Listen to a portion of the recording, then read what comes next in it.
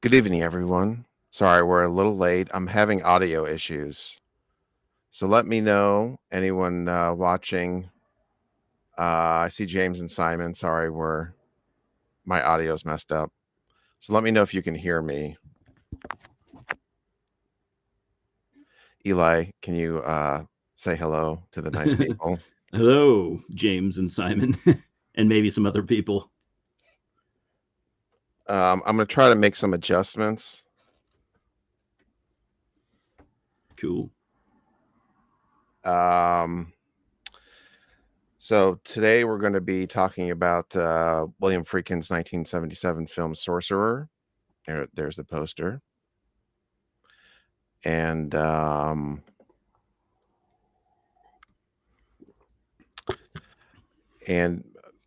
Eli, maybe do you want to okay, Simon says audio is fine Yeah, looks like Simon and James say we sound okay. because it sounds kind of fucked up on my end. But Okay. I think it's because of my headphone amp. Yeah, I think so. Yeah, which is probably making you paranoid now, huh? Yeah. But I was like, I don't know why this like I leave the setup the same and then all of a Yeah. sudden this happens 10 minutes before we go live. Yeah, it doesn't make any sense. I think it sounds fine though. I think it sounds pretty much normal. So you'll just have to maybe try to put that out of your head. Okay, when someone starts complaining, well, Yeah. They'll keep us updated.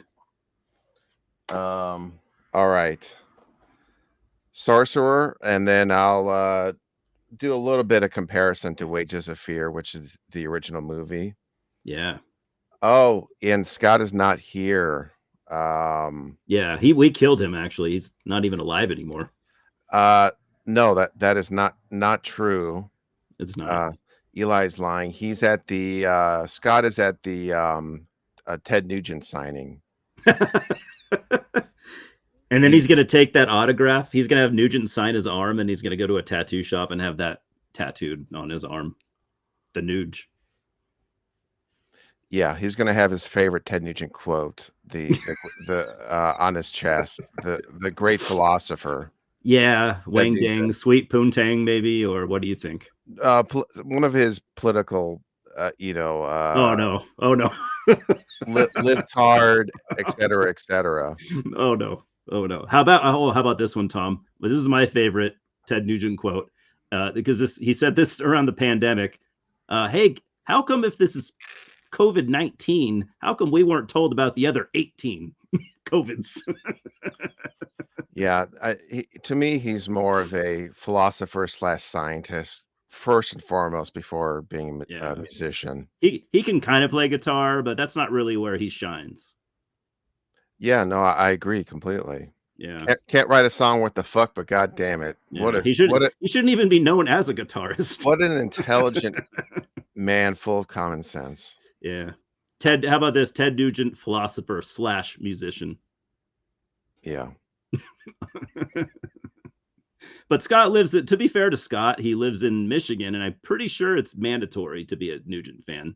So Scott may not actually be, he might just be faking it to keep his Michigan cred. Yeah, his citizenship Yeah, his citizenship. Yeah, it's of New Michigan. Jersey. You probably have to like the Misfits and stuff, and You have to drink Faygo. yes. You've seen Detroiters, right? I know I brought it up a bunch. Or I've not. oh, okay, yeah. There's you see so much Fago in that show, but it's never like highlighted. You'll just see a can in the distance, but it's because it's everywhere. Simon claims that Scott would not get through customs, which I can believe, especially if he's going to have a Ted Nugent tattoo on his chest. Like, yeah, we're not. This guy belongs here. I mean that is truly the reddest of flags. If you have a daughter and a young man comes to the door wanting to date your daughter and he's got a Ted Nugent quote Yeah, on his chest, yeah. Even if he's a nice guy like Scott. which Yeah. he isn't. No, just kidding. We love Scott. We're just kidding. But the point of the moral of the story is you can't. It's not enough. Yeah. So this totally threw me off. I'm still. God damn it. You're doing all right. Let me try to futz with it. Why don't you work? Piece of shit.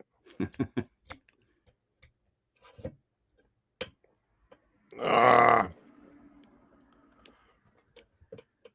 Why isn't it working? I think I bet I have a bad cable or something. Oh, okay. So we have a giveaway tonight. Cool. And I have my Wages of Fear Blu-ray. It is a little wrinkly. I'm not sure why it got humid or something. Yeah, that's what it looks like. I've But had it's that happen too. but it's a Criterion Blu-ray because I have it on 4K now. I'm a fancy boy. Ooh, I think my local store has that. I'm gonna have to pick it up now that I know about it. So I will ship this out to anyone in the United States that wants this. So Simon is disqualified, unfortunately. Sorry, Simon. And all you have to do is send an email. So that's how we'll do it. The first person to send an email that wants this, Wages of Fear, 1953 French film. It's the original version of Sorcerer. Just email. So To be fair to Simon, he's getting some stuff from both of us already. Which, by the way, update on that. I have the box about ready to be sealed up. Everything takes 2 or 3 weeks for me. So this is like the longest. Oh man, it's typical packaging. Yeah. It's well, but I keep adding to it. To be fair to Simon, the longer that he waits, I keep putting stuff in it. So because most, it's not usually this dramatic. Most people, it's like, I want to send a letter. I go to the post office and say, hey, can you send this for me and I'll pay you $3 or whatever. Yeah. This is like an epic 6-week. Yeah. Oh, 6 thing. Maybe like 2 months. 3 months. Yeah. But it's cool. It's cool. Oh, we got Scott in the chat. Uh-oh. He's been I would say Scott's turning into Hacksaw Jim Duggan. He's been hanging around Ted Nugent a lot. Yeah. It's it's a natural evolution. So are you saying he's going to carry around a 2x4 now? Yeah. Okay. Yes.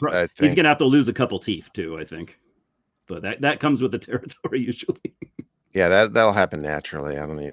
He'll get himself in a couple of bar fights and loosen those things right up. Yeah. All right. So, Scott, I don't know if you saw us making fun of you, or you just showed up now. So, just FYI.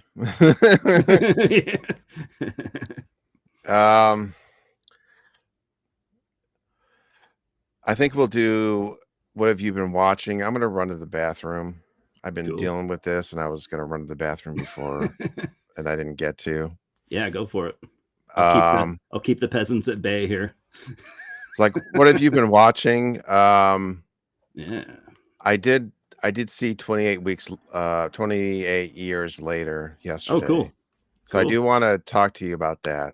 Yeah, I'm sort of torn on it. Me too.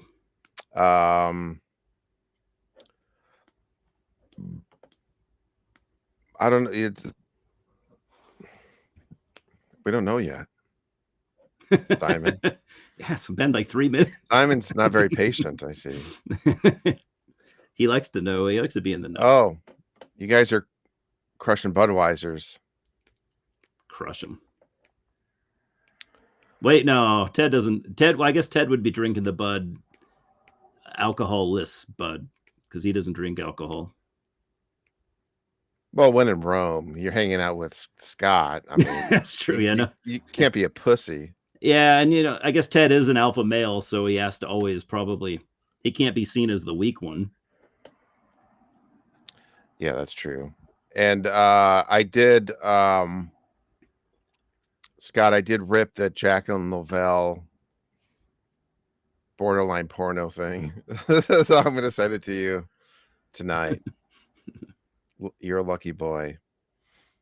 Okay, so if you want to, Eli, let people know maybe a movie you've watched recently, and I'll be Yeah, right. let's I'll be do. right back. Okay, take your time.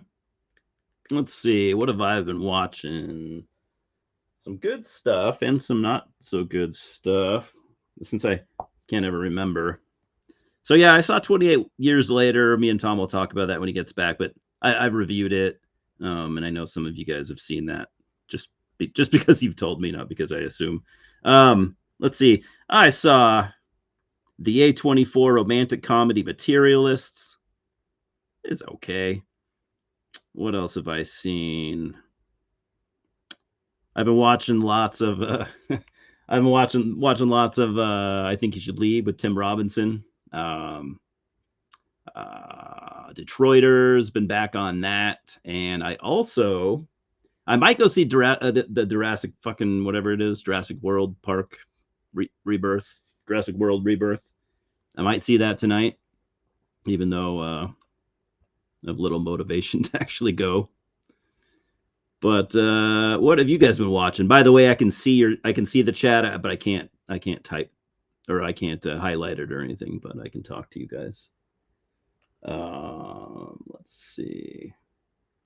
And also these movies that we're talking about tonight, I only just got to watching for the first time. So like, Sorcerer is a movie I've wanted to watch for a long time, and I only just watched it a couple of days ago. Yeah, and I was looking around on the internet. There was actually the French movie came out in 1953. There was actually a made-for-TV American version in 1954. I didn't know about that. Yeah, and I think it's lost. Oh, okay. Maybe never got any kind of a pressing at all, or I don't think so. Yeah, lost before it physical media was even really a thing. Yeah, because it's maybe something worth checking into, like the Library of Congress. Yeah. The archives or whatever. Yeah, if it still exists, like if Yeah. there's potentially, because I've heard about them having stuff that is otherwise thought to be lost. Like they just have the one single copy that exists. Wow, that's so cool. Can you visit that place, or is it just online only? Yeah, you can. It's like a library. Okay, I always wondered if you could actually go there. Yeah, I've gone to the website and stuff. I've only been there because I worked on a documentary and we shot part of it. An entire day in the library. Oh, cool. They're like we're interviewing people, and then they also one of the scenes in the it's like a documentary about an anthropologist. So one of the scenes was like going through and discovering a short documentary from like the 30s that they worked on. That's that's the only way you can see it is like grab the 16 millimeter print from the Library of Congress and watch it on a like one of it's sort of like an edit bay, but you can't edit. Wow. It's like do they just hand you the reel, or do they play it for you? They play it for you, and Okay. then you have like a control to like move the film forward or backward or just play it. Like you have controls. Yeah. No, that makes sense why you wouldn't be allowed to physically touch it. Yeah. And a lot of the time, well, maybe not. I don't know if they always do it, but you can also they upload stuff to the website too, and you can watch it there. Yeah, that's true. Yeah, which is really cool. Yeah. So James, yeah, Sorcerer is rated PG, but that's like 70s PG. Yeah, which is like it's an R rate. Yeah. Yeah. Yeah, this would totally get an R rating now. Oh yeah, totally. There's quite a bit of violence in this, like Yeah. Sam Peckinpah levels of violence, at times. Only only a couple times, but enough, yeah, for sure. It would absolutely get an R rating just for the blood alone. Yeah. Because the guy has, I'll show a clip of it later, but the guy gets his arm blown off. Yeah, I mean, it's not a movie necessarily about that, but when the violence is there, it's always it's graphic. Yeah. Um, yeah. So, yeah, I did see 28 years later. Yeah. Um, I was kind of mixed on it, and it's just sort of something I've been thinking about. Hmm. It's something I definitely want to rewatch. Yeah, me too. Um, I was kind of annoyed by how they shot and edited it with all the iPhones, Yeah, shooting it on a bunch of iPhones and then like flash cutting to a bunch of random stuff. yeah, Um, like I get that they wanted to do like an equivalent thing to the first movie where it's like the first movie was shot on DV camera, so like get the equivalent now to a DV camera, which would be like an iPhone. yeah. The original is like super known for being pretty grainy and not grainy, but like what would you call that? Shitty. Yeah, um, like yeah, intentionally, I guess though, or I can't yeah, remember. because it was shot on like mini DV, and I saw it in the theater, Yeah, and there was a few movies like that. Um, one that I saw also in the theater. Oh God, what's the name of it? it was kind of a stylistic thing for a while, wasn't it? Back then, like a Yeah, break. I guess it was usually more of a budget thing. Oh, it's a movie called Personal Velocity. It's like 3 stories about women, I do and remember the name. that was shot in mini DV. But what they would do is they would shoot it on standard def mini DV, and then transfer that to 35 millimeter film. So then what you were watching was 35 millimeter print, but from a standard def DV tape. So it looked pretty shitty. Yeah, But I would say out of those movies, um, 28 Days Later does it the best, where it really becomes part of the movie, where yeah, it just feels like a documentary. yeah. I was gonna say for that movie, it I think that's why people liked it so much. Is because it actually fit the movie so well. And then and I feel like it's because of that it's kind of aged well because a lot of people nowadays like to go for that kind of look for their movies. So like now it doesn't look dated or anything. I don't think. I mean, you could say it looks dated, but it still is fitting. Yeah. Well, it is dated to that. Yeah, it has to be dated because it's dated technology, right? Yeah. But that's fine. I think people like it. Yeah, I guess my main complaint is with 28 years later is it starts off sort of documentary style, but there's a sort of, I don't want to spoil anything, but like in the third act, there's some stuff that's like very metaphorical and very Mhm. goofy, Yeah. and then stuff in the middle that's pretty over the top, Hmm. crazy. Yeah, the zombie stuff, and Um, so it felt kind of like two different movies jammed together, it did. Yeah. like this over the top crazy zombie movie that's like, I guess it's supposed to be like a metaphor for Brexit Yeah, and I've seen people say that. or something. Is Yeah. that they're also cutting to Henry V. So Yeah. um I don't know, but There's, like I I think there's a lot of little metaphors, right? Kind of sprinkled throughout. There, a yeah, lot of them are very British. They might even all be very British, which is makes sense. Danny Boyle's a British guy, or Alex Garland's a British guy, so you know, yeah. Um like I think the stuff with the father, I don't know if what's that guy's name? Aaron Taylor Aaron Taylor Johnson. Johnson, yeah. I was gonna say Aaron Taylor Joy. You're just putting actors together. He was really good, actually. I don't know if Yeah. I've ever seen him before. And You saw him in Nosferatu. oh, what was he in? I can't remember his name, but he was one of the main. He was what's the main guys? What's his name again? Harker. Was it Yeah. Harker? Yeah, he So that plays Harker's buddy, the one that like oh, yeah hooks him up with the job and stuff. okay. Yeah, or I can't remember if he hooks him up with the job, but yeah, he's supportive of his buddy and tries to help them out. While his wife is sick, and he's pretty good. I think he's getting better and better as an actor. He's kind of been known for being kind of what a red letter media would say, actor man. He's been Or actor man, I think, for a while, but I think he's kind of getting better.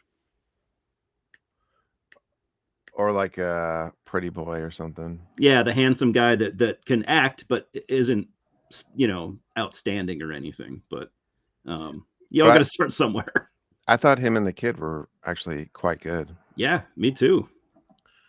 So yeah, so I like the sort of there's a new society starting over, and then the kid is gonna have this warrior role, so his dad is teaching him and sort of that stuff. And then I really like the stuff with the Swedish guy. That He was he interesting. he's from the outside world, so he's trying to converse with them, and they have no idea what he's talking about. He's just talk. I love how he's just like talking to them like as if we were to meet a caveman or something. He's like talking about technology. He's like, oh, I guess you wouldn't fucking know what that means. You guys don't even have phones.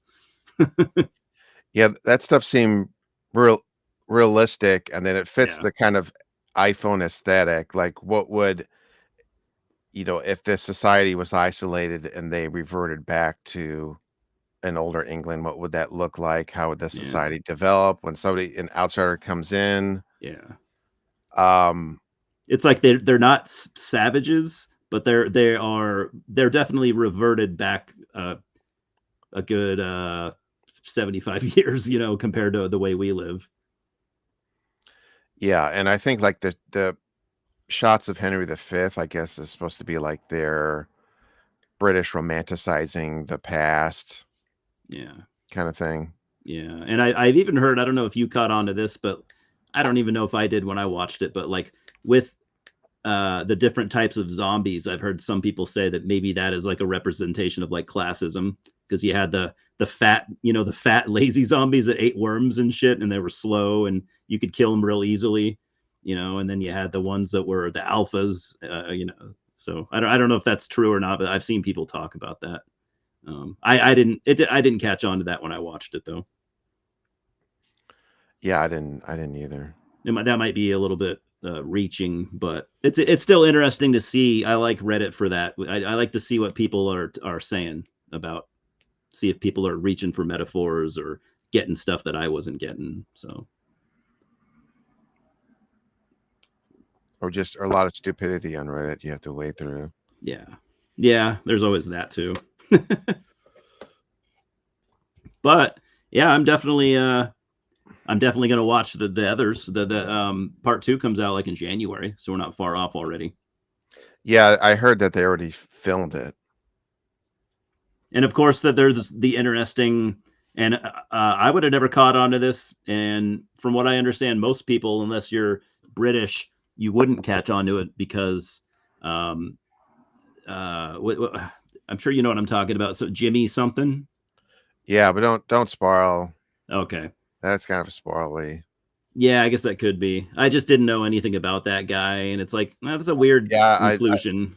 I did know about that, so I did make that Okay. connection. I did. Okay. I thought that was kind of a weird thing to do, but Okay. Do you I think there's any substance to that, or is it actually, or is it just? Do you think it could be coincidence? no, I think it's intentional. Oh, okay. Gotcha. But that goes to my it's sort of two movies I kind of like, but they don't fit that well together. Um, like sort of the realistic story of what this society would actually be like, and the sort of crazy pop art satire Yeah. zombie thing. Yeah, it doesn't quite feel natural, when you're watching it. Like it's jarring at times, but Yeah. it's good. I mean, Danny Boyle is awesome. I'm a huge fan of Alex Garland, so anything those one or both of those guys does, I'm gonna be watching. So Um yeah, I'm a bit, I guess I'm more hit and miss than you with those two. It depends on the movie. yeah, But Civil War was in my top 3 last year. yeah, that was kind of underrated. I feel And then I loved even by me. he did Annihilation, right? Or is that Yeah, yeah, he okay? did. I fucking love that And movie. then Ex Machina is great. Yeah, and I now didn't he's not going to direct anymore. I don't know if I believe that. Well, that's true. You can never say never. He's still a young guy, but I think he was just fed up with whatever he was dealing with. But at least he's writing for the time being. All right. Do we want to talk about Sorcerer? Yeah, The 4K I think recently came out, so I got the 4K yeah. from Criterion. I want to get it too. And the extras are pretty great. Okay. I will say that the apparently they're basing it off of an approved transfer from William Friedkin from 10 years ago or so. Oh, Um, it looks to me a little unnaturally teal, and there's apparently some dispute about that. But as far as I can tell, it looks like whenever they did the color correction and Friedkin supervised it 10 years ago, he added a little bit of teal to everything, but it's not an egregious amount. And hmm. and and well, you'll see like the stills. There's a few of them that stand out that look a little bit teal. Hmm. So just if anyone cares about that, but Yeah, I other just watched the Blu-ray, so I don't know if it is. I get completely different transfer. the Criterion, if it's is it the Criterion or is it some other company? Yeah, no, it's an oldish Blu-ray, probably 5, 10 years old. I think it's different, Yeah, but it does look excellent. Other than that, um, even the Blu-ray that I watched looks really good. I mean, I obviously I haven't seen the original, but it's from '77, so I can imagine what it probably looked like. And yeah, the Blu-ray looks fantastic. yeah, and then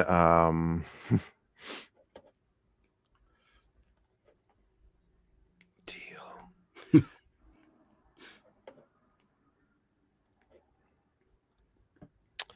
Yeah, and then there's a feature-length documentary about William Friedkin, his entire career, and that it's really good. I gotta see that. He was a cool guy. Um, Well, I mean, he was an outspoken guy. very much so. Very much a character. There's a thing where William Peterson is talking about him, and he's like talking about he's like, Billy was the smartest guy I've ever known. I guess this is before he died, so he was still alive at this point. Yeah. He was the smartest guy I've ever known. Wow. Always made me laugh, and the man's balls were clanging, or something like that. William Peterson is awesome. The way the way he says like he had big balls, That's like a he perfect says, description because when you see interviews with him and stuff, he just fucking shoots his mouth off. And like, I mean, he just does not care what people say. And obviously, some people like that can be annoying, but there's a lot to be said about you know, a filmmaker like that. yeah. So there's a lot of like behind the scenes stories and different filmmakers voicing their appreciation. Tarantino's in the documentary, and he makes a great point of comparing this movie to Apocalypse Now and Werner Herzog's Agira, Wrath of God. in the sense that there were 3 movies that were notoriously difficult to shoot, and they were shot in the jungle, and I read a little bit about that on this one. I was going to bring it up because, yeah, I guess it just sounded, the making of this movie sounded disastrous. yeah. And, well, like, one thing was he fired the original DP, who was Dick Bush, who's a great British DP. Yeah, his name, I thought, is still on he still gets Yeah. credited, I think. And Dick Bush was also fired off of Aliens. I didn't know that. So maybe not, Wow. but he wasn't credited, I don't think. So he fired by Cameron and Friedkin. Wow. Epic. I mean, if you're gonna have getting fired on your resume, at least it's gonna be by guys like that, you know. Yeah, he was always like that because he was interviewed about the Exorcist sequel or whatever the fuck that was. Oh yeah, that's legendary already, and it's only a couple. So if you years want to old. if you want to see evidence of him not giving an F, see whatever his quote Yeah. on David Gordon Green's masterpiece, Exorcist, the whatever the fuck. Spoiler alert: he's not a fan. Not a fan. Like anyone else. And I didn't see that one. I didn't either. I just can't bring myself to do it. Halloween Ends was enough for me. See, I'm a fan of Halloween Ends. Well, I don't know if fan, but I don't know if I'd say fan, but I liked it enough. And there's also a podcast that I like. There's a Ringer Movies. Anyways, the guy from film critic Sean Fennessy, he has a conversation with director James Gray about Sorcerer. And James Gray apparently was friends with William Friedkin. Oh, and there's also like an 80-minute interview or it's Nicholas Winding Refn interviewing William Friedkin for like 80 minutes. And it's pretty awesome because Refn is very much a character. Like he's boasting about how great his movies are. Because they're talking about their movies not doing very well, and Friedkin says, "Well, only God Forgives bombed, didn't it?" To Refn, and Refn's like, "Yeah, but we spent so little money on it, and I made a masterpiece." And then Friedkin's like, "You call that a masterpiece? So what exactly is Citizen Kane then? If that's a masterpiece?" Oh boy. And they're like busting each Oof. other's balls. It's really funny because Or you or you could watch Friedkin with going to war with William Peter Blatty.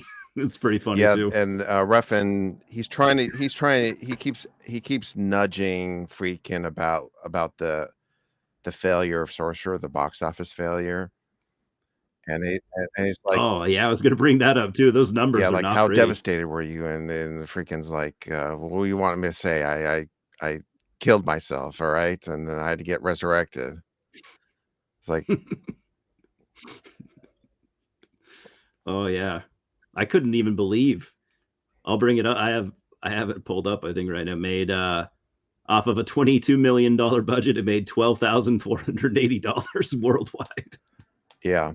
I don't understand. I mean, it must have been a limited release. I don't know how It you could make only that low. in the US, it only ran for 2 weeks Okay. in Yeah. first run theaters. There's no one So, wanted and to the see movie it. came out a month after Star Wars. Yeah. Which Star Wars is clearly in the theater still when Yeah. that came out. So, and was probably long before it was done. Oh, I didn't think of this, but Simon and James reference Usual Suspects as a comparison point to Sorcerer. I could see it. I mean, there's with the whole cast of characters thing, you know. And oh yeah, so the movie opens with this statue, and see if you take mental note of this image. That's a cute. Is this supposed to be Pazuzu? Maybe it is, I always wondered. It's cool. I never really knew what it was. but it shows up later. Let me fix this in the movie. Oh, you piece of shit. All right, so I did the slideshow again. So the movie has an interesting structure, and what I thought was interesting is how the structure compares to the original French movie. Um, yes, it's Guar. It's the Guar Yeah. album cover. So basically, there's four vignettes at the beginning, setting up the four main characters. And so this, let me look at my notes. And it's a whirlwind. Like if you've never seen this movie like me, it's a whirlwind. At first, you're like, "What the fuck is happening? I don't know any of these people. I don't know why they're doing these things." But that's how they used to. We have to remember that's how they used to make movies. You know, especially the good filmmakers would not walk you through shit, and then they'd let you'd have to figure it out and try to keep up. Yeah, when I first saw this, I assumed that these four things were all connected, and Yeah, they're not. they're not. Yeah, you're right. So it starts in Mexico. This is Nilo. He's a contract killer. He just shoots a guy, and that's it. Yep. And James, by the way, that's not Joe Spinell, but he is in the movie. So you're close. Yes, Joe Spinell shows up later. And then, so the second part is in Jerusalem. This is where it got really interesting Yeah, for me. Qassem, who's an Arab terrorist, him and his three buddies, they set off a bomb in a bank, I think. And then this is that. And also another thing about this movie is like any of the explosion parts are just insane. Yeah. It's Seriously. like Friedkin was just like, we need to get all of the dynamite that we can. But that, it's like this kind of shit you will never see again, you know? yeah, because like dangerously. I mean, look at Oh this. my god. Yeah.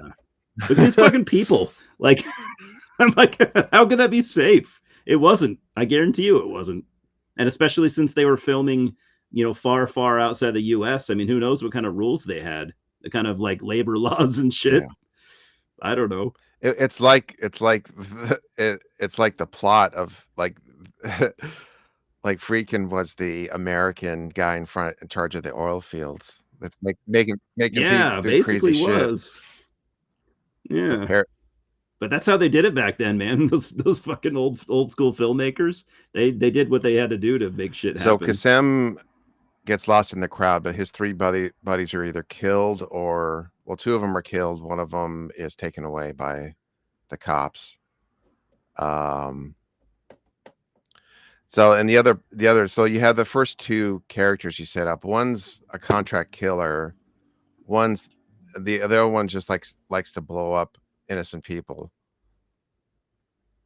Well, he's a freedom fighter, or not freedom. He's a resistance fighter.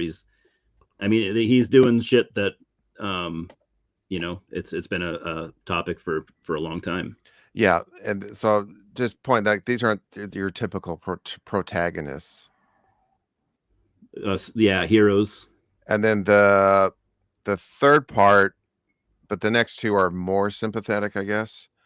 So you have Victor, who's a Paris banker who embezzles a bunch of money, and he has he's married, and he's got this wedding anniversary watch, which comes into play later. And so he embezzled 15 million francs. But other than that, seems like a decent guy. Yeah, I really like this guy too. I had to look him up because I'm like, like, who is this guy? And he's a French actor, so I'm sure in France he probably is a big name, but I'm not familiar with him. But I thought he was really, really good, his performance and everything. Yeah, it's Bruno something. Oh, oh, Kramer or Creamer, Cremer or whatever. I don't know. Cremer, yeah. Next to Roy Scheider, probably my second favorite actor in the movie. Although, yeah, because I originally when I saw this, I thought this was connected. Like the first three was connected because his wife or their I think it's his wife. Me- His wife is the Oh dark yeah, haired or lady. their friend or whatever. She mentions Vera Yeah, Cruz, that she was in Vera Cruz. So I'm picturing like true. that the opening murder was part of this scheme or something, and that the terrorism Yeah. is tied to the. But there is no connection. That he just, I think he just put this in there Mm-mm. as a gag. They just all, I guess it's just showing that all these guys had very different lives from very different backgrounds. And it also shows that, like, none of them are saints, you know? Yeah. So then his partner unalives himself. So and you were talking about people um, or directors spelling things out.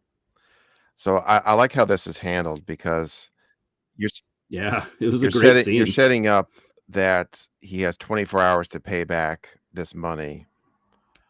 A- Yeah. Or he's going to yeah, jail. and his partner says we have no chance, so I'm just going to unalive myself. And And he then does. it pretty much um and it cuts back to and it pretty much tells you that so then he runs away. You just see him run away, Victor. He doesn't even say goodbye to her. Yeah. He literally just he leaves a note for the host of the restaurant, and he just leaves the country. Yeah. So just from that information, it tells you like he knows he's fucked, and he has. Hmm. And he doesn't want to drag her down There's not into a it. And scene of him explaining, "Oh, there's no way I can pay back the money. I'll get 20 years or something." you see it, you just see it in his Yeah. face. And then he literally he leaves the restaurant, and Mm, he books it on foot. Like, he's terrified. yeah. He's wearing a suit. He's like, he just runs away from like, runs through the city. Yeah. He's like, I'm so fucked. And of course, the star of the film, Roy Scheider, Yep. plays Jackie. So he's a driver for the Irish mob. Mhm. Um, and then so they rob a, I guess it's like, is it the Italian mob? Is Yep. It's the Italian mob that runs a well, I church, guess they're probably basically. money laundering Yeah, money through the laundering. Yep. church. Hmm. Um, and in the process, they shoot a priest. Fuck you. I love this guy. I've seen it in a Yeah. couple movies. Fuck you and the horse you rode in on. He's very Irish. And I love this is a 1970s Jersey Irish wedding. So Oh my you need god. two Yeah. things to Hmm. qualify. Oh no, three things. Three. You need a groom with a horrible tux. You need a best man with a porn stash, and you Yes. need a bride with a black eye. Yes. Yes. Before the wedding Jer- even Jersey starts. Irish wedding. Yeah. And you need plenty of scotch, I guess, or something. Oh yeah. Oh, what a disaster. But then they accidentally crash the car, and then similar thing. Jackie is the only one to survive. There you go. I Walks love this. That they away. find one of the guys. The money's just strewn all over him. That's very It's just in his It's pockets very and stuff. fitting. Yeah. Well, as it happens, that priest that one of the guys shot was the brother of like a Italian mob boss. Yep. So he thinks that Roy Scheider or Jackie, can you still hear me? He Yep. thinks that Jackie was responsible. So he wants his, as he puts it, I want his ass. Yeah. I want his ass.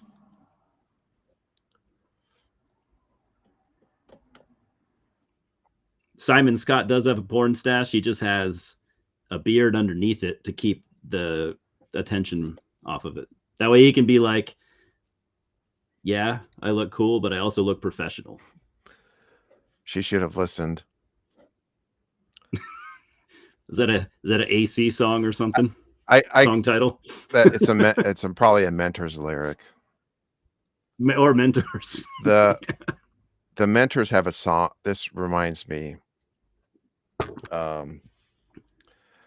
If Scott isn't a Mentors fan, the Mentors have a song about when you come home drunk. When you were hanging out with your buddies, right, and you come home drunk, and your wife complains, you punch her in the face. That's what this song is about. And do you know the title of this song that I'm referring to? It is called Rock'em Sock'em. Jesus. And that's not even the worst. That's not even the worst that the Mentors get. That's a pretty mild. That's like a mild Mentors. It's in between. In between, yeah. I would say it's coming, Simon. Give it time. Yeah. Like I said. Okay, and then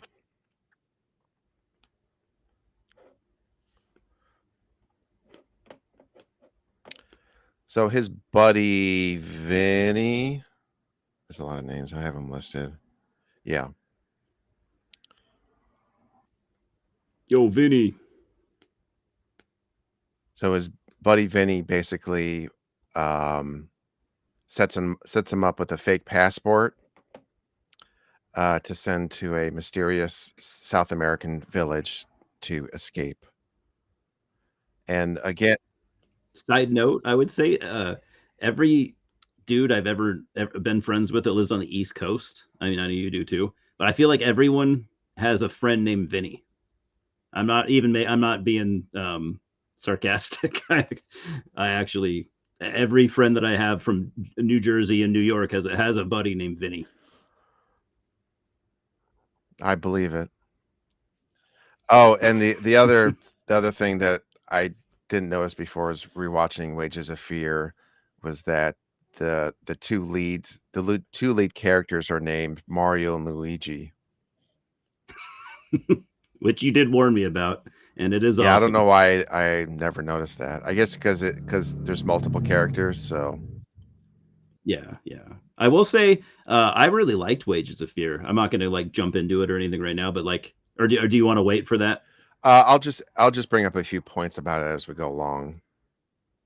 Oh, okay, well, this is kind of, I can say that now. Then, one thing I missed from Wages of Fear was I really fucking liked the vignettes that you mentioned from Sorcerer. I thought those were not sorely missing, but I really liked like those. I really liked that about Sorcerer. So I missed it, but yeah, because Wages of Fear.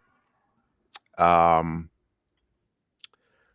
basically, the way Sorcerer is structured, it's 2 hours long, and then but the first part with these 4 vignettes is not in Wages of Fear, but Wages of Fear is half an hour longer.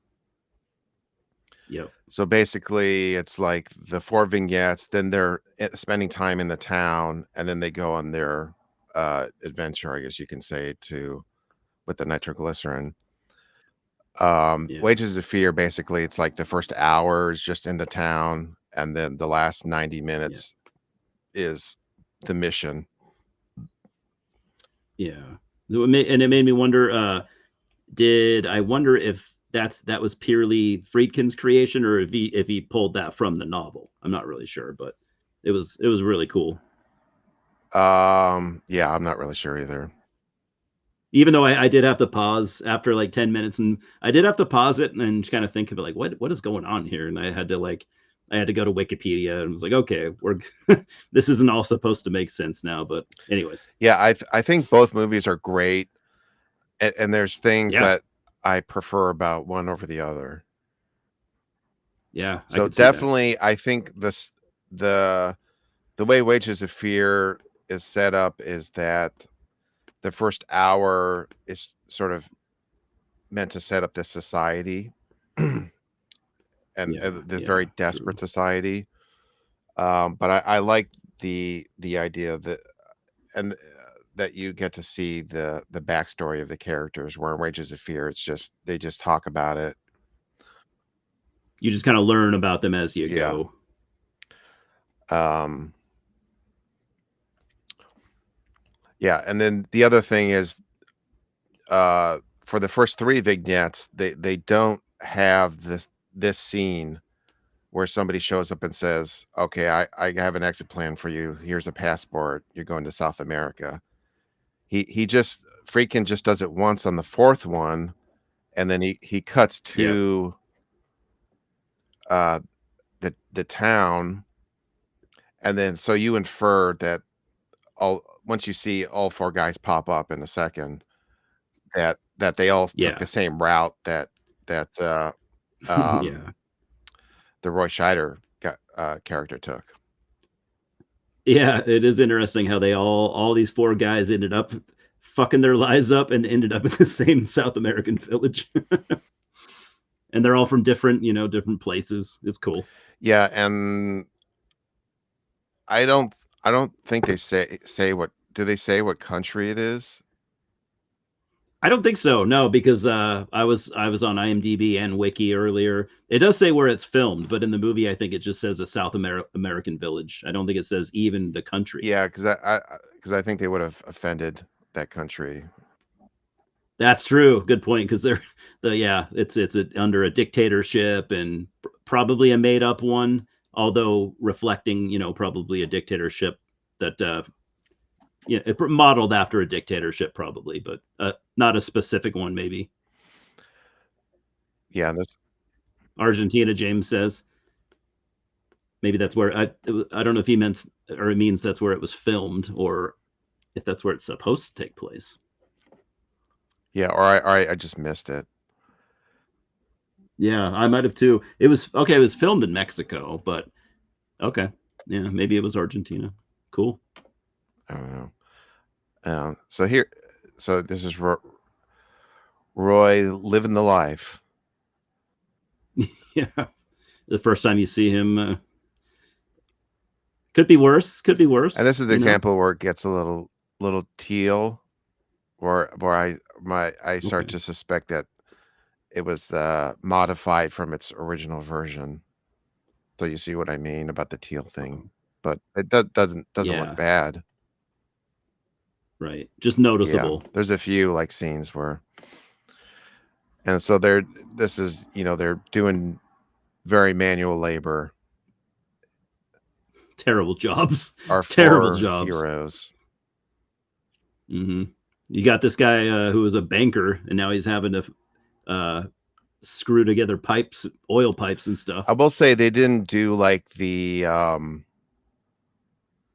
City Slickers thing, where he's like a banker and he's like, well, I've never had to cook my own meals or yeah, I'm not equipped for doing anything on my own. He seems he doesn't seem to really complain that much. Like he gets in there. No, that's the thing, is all 4 of these guys are very like, whether they had a posh life or not, they're all very tough, rugged men, like none of these 4 guys are pussies. Yeah, because if that would be really annoying if there was 3 manly men and you had the one city slicker pussy. The He's my shoes are dirty, guys. Yeah. Oh, my shirt. Oh, damn it. This is This fucking thing's this like is Parisian $400. silk. Oh, I'm glad they didn't do that. Yeah, it wouldn't have worked. It would have been too Oh yeah, schlocky. they mentioned he was a former soldier. That's right. Oh shit, James, Yeah. good catch. So, but they set up the thing like he has this watch. He's trying to pawn the watch to get out of there, but the guy says he's going to need a lot more money than just what the watch will bring.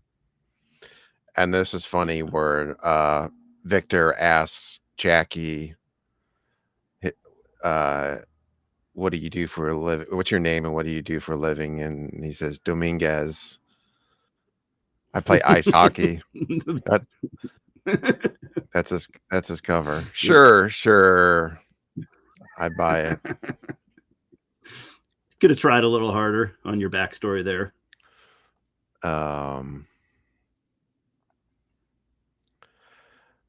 Yeah, then they set up the desperation and as well in the three guys, not the hitman so much.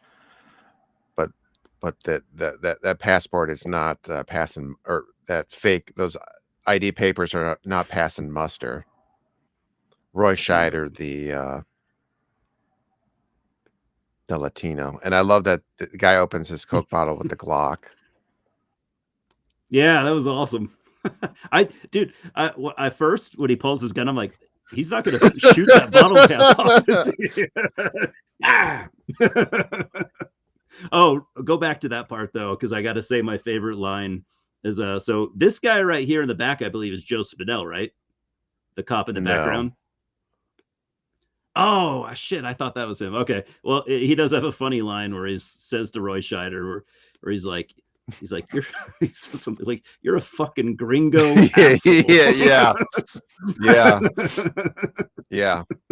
That was good. The way he says it is really good.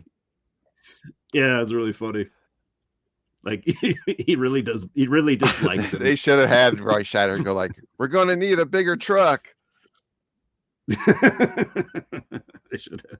A little early for that, I guess. Well, Jaws was 2 years before this. Oh, was Jaws 74? Okay, yeah, that's right. 75. Okay, yeah, they should. I'm gonna run to the bathroom again, but okay. So this is the oil field explosion. You can talk about this quickly, Eli, if you would like. Right. I'll do it. Yeah, this part was weird. This is where I was kind of like, I still haven't really figured out the movie. I don't know if it's just me, but it was like, it's like, so there's an oil explosion. Forgive me for not being an explosives expert, but there's an oil explosion and they need to put that out. So I didn't know you could put out an oil explosion with dynamite. So it took me a while to figure out why. Yeah, why exactly? And I can't believe I thought that was Joe Spinell. Now I got to look. I can't share photos, I don't think. I think only Tom can, but I just know Joe Spinell's in it. I thought he was that cop. I still kind of think he might be. Let's see. Joe Spinell plays Spider. We'll get to Joe. That. Oh, we're not there yet. Okay.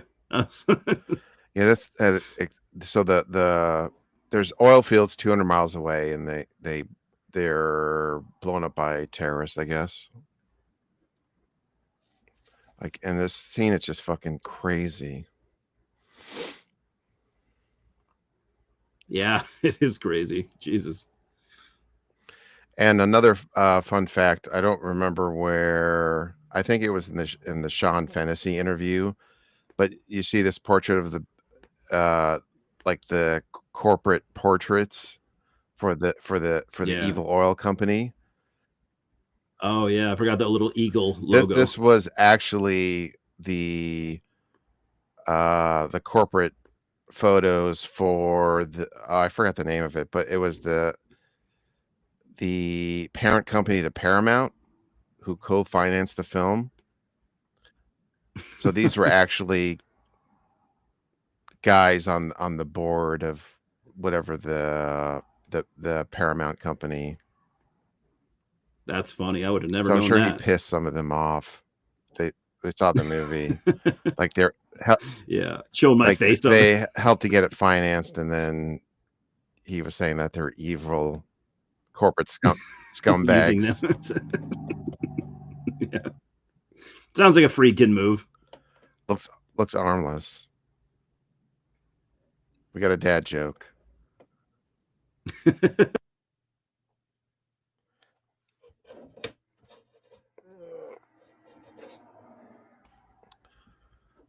All right, can you still hear me? Okay. Yeah, you're good. Oh my God. All right. And I didn't look up this guy's name, but this is the guy in charge of the oil fields, the scumbag American. Who the actor's really good. He is good. In Wages of Fear, this character is even more over the top. It's to where he's so evil it becomes comical. Yeah, like he's talking to that guy on the phone, and when he's in his office, he's like, "Oh, a bunch of people died. We'll just blame them for the accident then." And there's a guy sitting there like in a full body cast. No, he says like, yeah, don't worry about it. We'll just blame the victims. Yeah, he's like, they're dead. They don't give a shit or something. And yeah, and that, but this guy is more realistic in terms of he's just has the company's interests. Yeah, this guy's way less. Like I kind of almost don't even really, this version, I almost don't really see him as the villain, you know? Yeah, I mean, it's sort of like the guys above him are the real villains. Yeah, just he kind of just, he seems like an all right guy, or maybe not. Maybe it's he probably does things he shouldn't, but you know, comes with the guys in the territory. picture here. Yeah, these fuckers. Yeah. Oh, is that Raymond the Frisco Kid? Bieri? Okay. So he was a Western actor, I think it sounds like, which a lot of these people probably were. All right. I had a point to make, and now I've forgotten it. Okay. Well, let's go to the next. Oh, the uprise. Yeah, Simon. Simon's comment. And then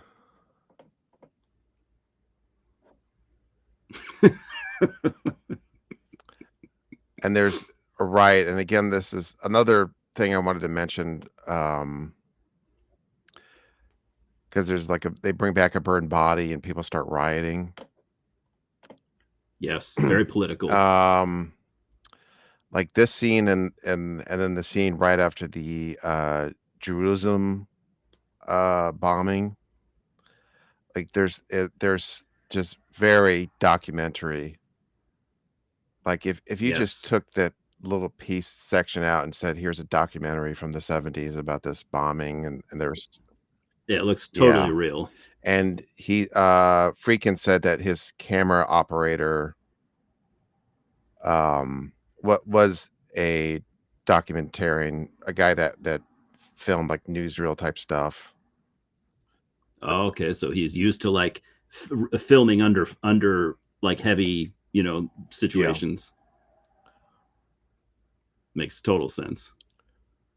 And here's another wide shot. So basically, this starts setting up the plot where they need to dynamite there's the oil fire from the bombings, and they need to dynamite it to quell the fire. And I'm not really sure of the physics of that. Yeah, I was saying that when you were going to the bathroom. Like, I was so confused with this because I was like, I did not know you could put out a fire with dynamite. But it's in 2 movies, so it must be true. It probably is. I mean, you know, chemical reactions and all that Sciencey shit. Um,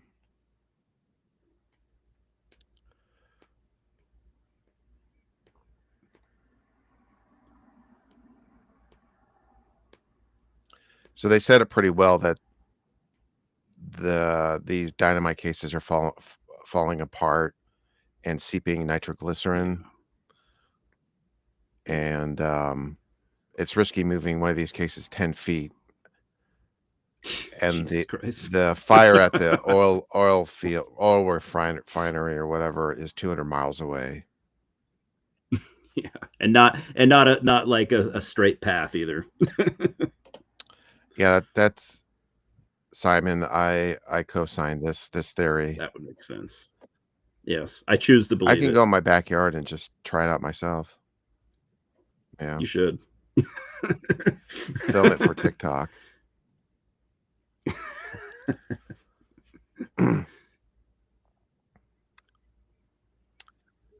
Yeah, they do a really good job here at setting up like how dangerous this shit is. Like it's tension setting. As soon as the dynamite comes out, like you just feel it and you don't stop feeling it pretty much for the rest of the movie. So they do a really good job at that. And the boss man. Well, there's in the previous scene they have a conversation about they have to put this fire out immediately because they have to ship like 100,000 gallons of oil or something, and then if they don't, then they could potentially lose the contract. So it's setting up where they can't just wait out the fire. They have to put it out as soon as they can. Yeah, and I think he said something like the company would be over anyways. Like it's this or nothing.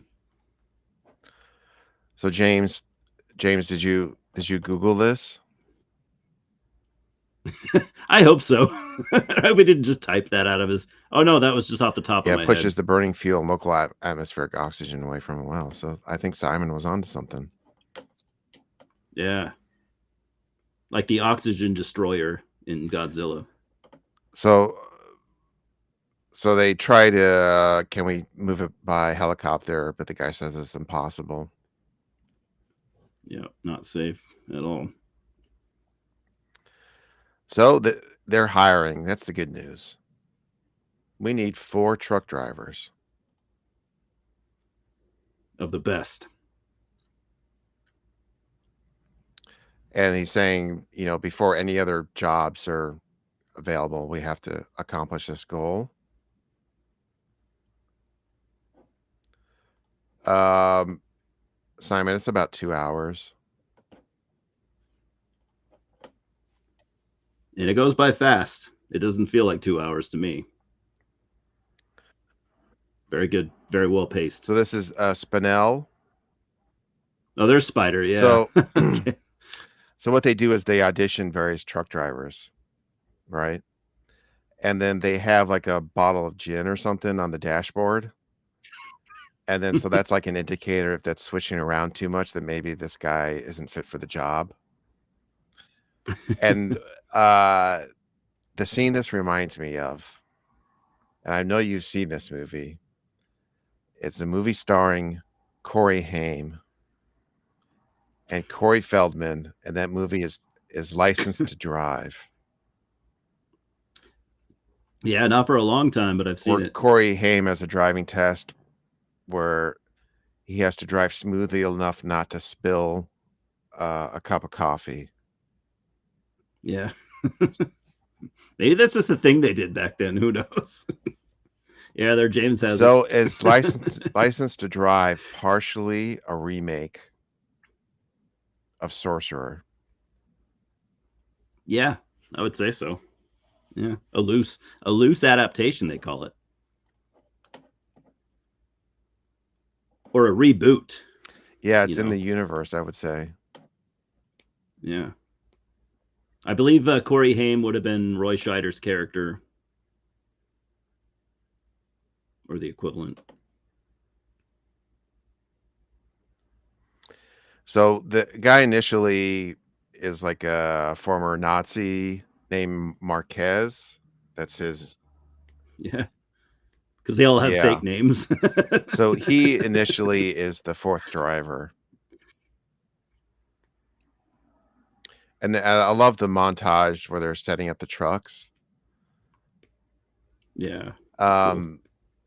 And then we didn't mention that Tangerine Dream does the score for this movie. Oh yeah, gotta pull my notes up. I'm a huge Tangerine Dream fan. Yeah, and then so like the various montages are awesome with the Tangerine Dream score. Oh yeah. And the other thing is there is like a little this was a cool shot.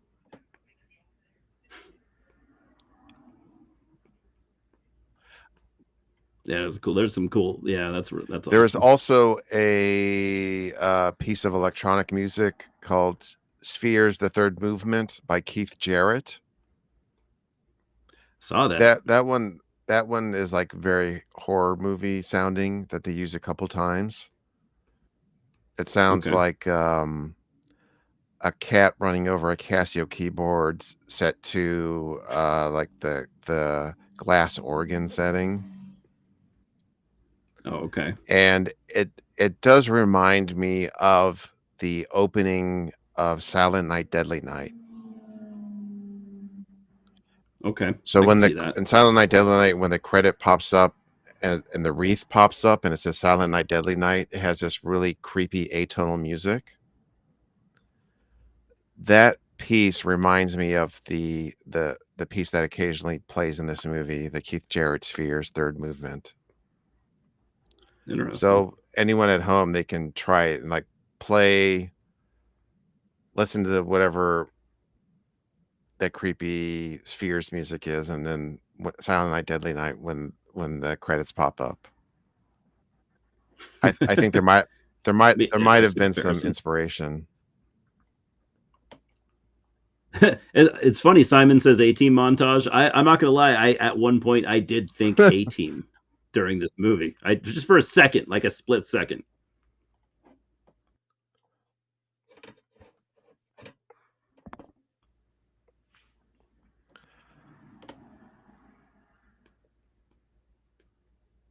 Did I do it on purpose? Yes. Those because he's gonna die and we're gonna celebrate. Yeah, it is one of those. It didn't really have anything to do with the story, but they did make a point to tell you that that's what he was. So who knows? Well, just that he's another bad person. True. Yeah, that's true. They're all yeah, they all have weird backgrounds. And they have to use various set of pulleys to get the dynamite into the trucks, and they place them in sand. So they do again set it up that this stuff is in fact dangerous. Super dangerous. And then Roy Scheider rightfully deduces that they're delivering way more dynamite than they need. And the reason why there's two trucks is because they figure one of them might not make it. Yeah, if you put it all in one, way too risky. And then the other part of it is that basically you need in this type of story you need at least two trucks, because if you just had one, uh, then you have the suspense of this truck can blow up at any time, but then the movie's going to be Yeah, over. So it's true. you need two or three. They could have done three Yeah, trucks. they could have. Yeah, or even four. I always assumed that like the reason why they had two drivers to each truck is to so they could like trade Yeah, places and stuff. and but the movie would be nowhere near as good if it was just one truck. Mm-mm. No way. Yeah, because it's like, yeah, you're either assuming it's going to make it or it won't, and if it makes it, yay. If it won't, then what are we doing? You know, like it's too much pressure on the one. And then so Marquez is killed, and presumably, I don't know how he necessarily knows this, but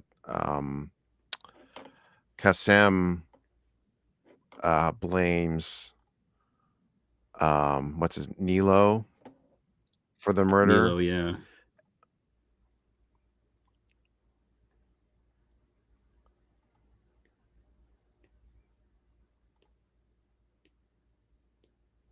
And then this is the only thing that I think was weird in this movie. Unless I'm misunderstanding it. So Roy Scheider's so so Nilo apparently murders because Nilo did not qualify. He was not a very good driver in the driver's ed test. But he wants to Hmm. get on the team, so he murders Marquez. And then Roy Scheider goes, Yeah, "Hey, um, hey, we need another driver." So was this Nilo's plan? It's like, I'll just kill the guy, and then Roy Scheider will be like, "Hey, join us." I guess I didn't assume that from watching this, but after watching Wages of Fear, they kind of make it obvious that is what happened. But this is a different movie with this, slightly, because in Wages of Fear, they the guy tells the guy that the Nilo character, he's like, if anything happens to one of the guys, you have the job. And he's like, oh, okay. So, Yeah, unless maybe I missed I didn't catch on to anything like that in this movie, though. missed a line or something. Yeah, it's possible. Well, James says, yeah, I think James says that it doesn't happen. Maybe we didn't.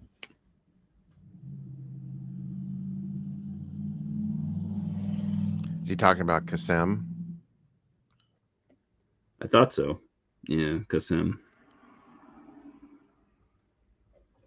Well, I mean about Nilo. It seems a little bit of a stretch that he thought that would work, I thought so. but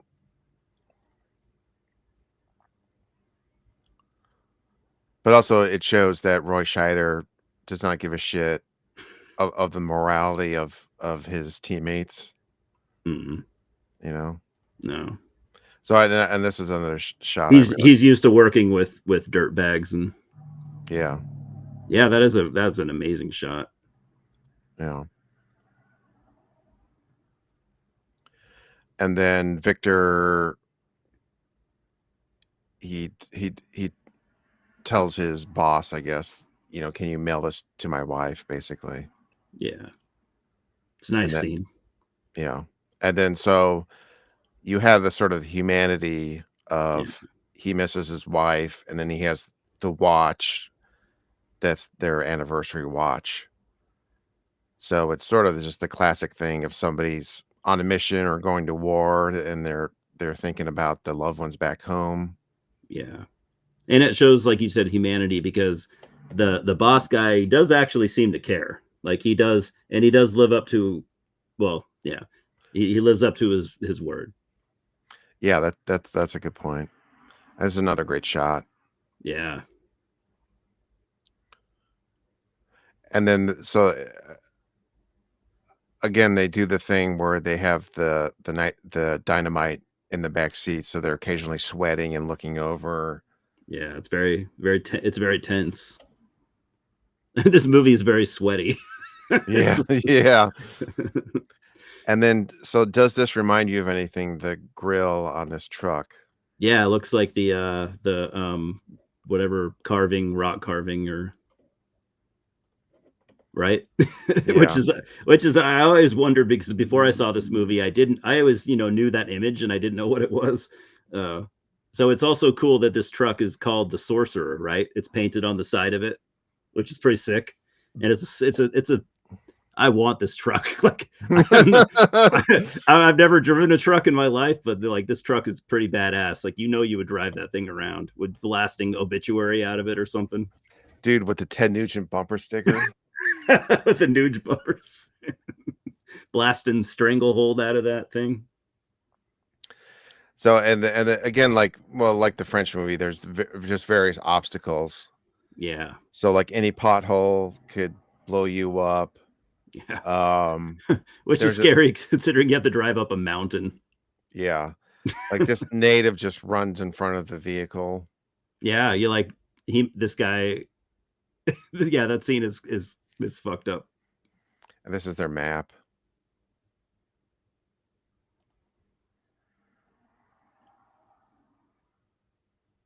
And then so there's a similar scene in Wages of Fear where they get on this platform and they have to sort of arrange the truck around it to get past it. And of course, there's the thing of like it's this rickety ass platform that it breaks under this weight. Um,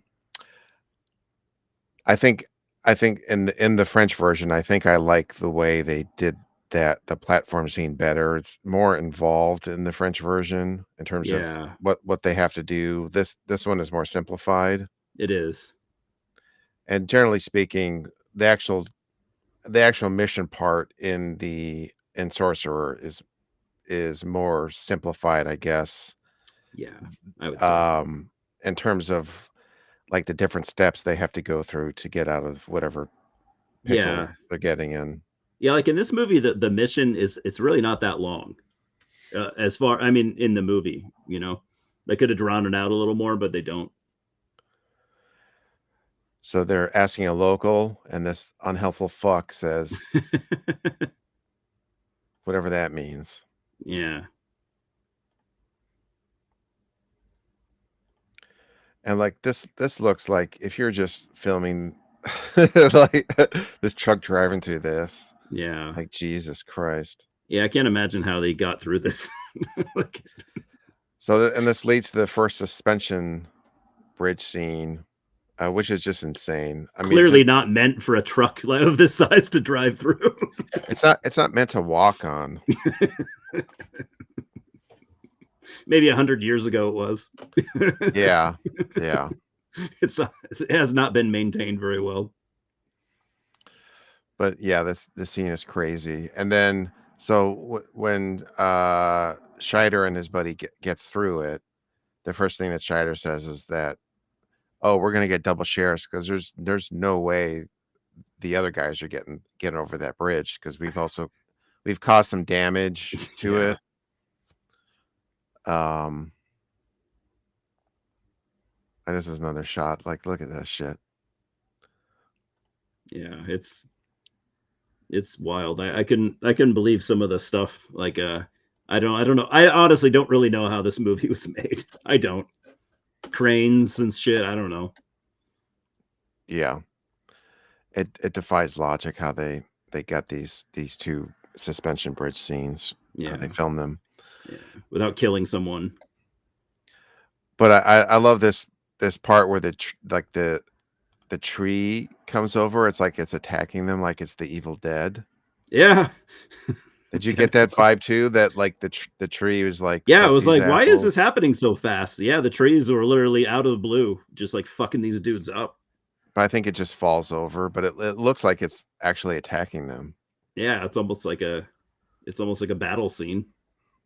Yeah, and funnily enough, Friedkin later did a movie called The Guardian, which Oh, I always meant to see that. It looks like a wild ass movie. um yeah, and there's a scene where a tree does attack like the sexual assaulting gang. So this sort of predates that or Yeah. points to the future.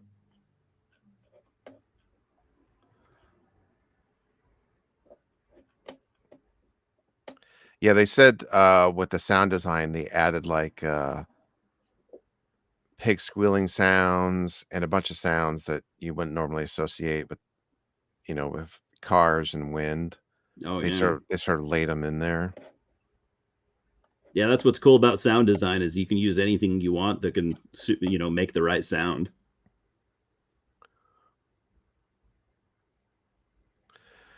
And then, of course, as fate would have it, they come across they survive the bridge. Both teams survive that bridge, and they come across a tree in their way. Big ass tree too.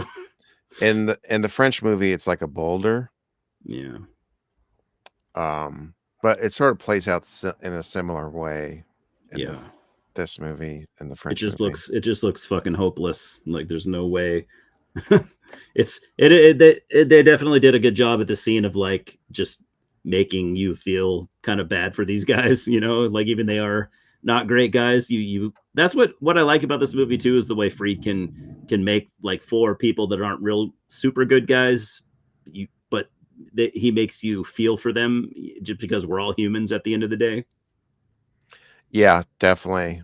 I think he does that really well in this movie Yeah. because like their past becomes irrelevant at some point that Yes. when they're just trying to survive. Yeah. And this point, Scheider starts hacking at the tree with the machete. He's just pissed at trees at this point. And he's like the only one that doesn't want to give up. Everyone's like, "Well, we're fucked," and he's like, "Come Yeah. on." I totally get that because I'm that way too. Like, I would have been doing that same thing. Like, we're fucking getting through this, even if I know that we're not. You know? Yeah, and that scene really shows that he's starting to crack. Yeah. Because the other Um, guy's like the Mexican guy is literally watching him laughing as he's like hacking through and he's just smoking a cigarette laughing at him the whole time. mhm. He's like, we're fucked, dude. I'm And not gonna then help you. so in order to get rid of this tree, they set up a contraption where they have a sandbag Very connected smart. here and then to a rock, and then the rock is gonna land on this nitroglycerin. So then he pokes a hole in the sandbag, and then when that sand comes out, the rock falls on top of the nitroglycerin and blows up the tree.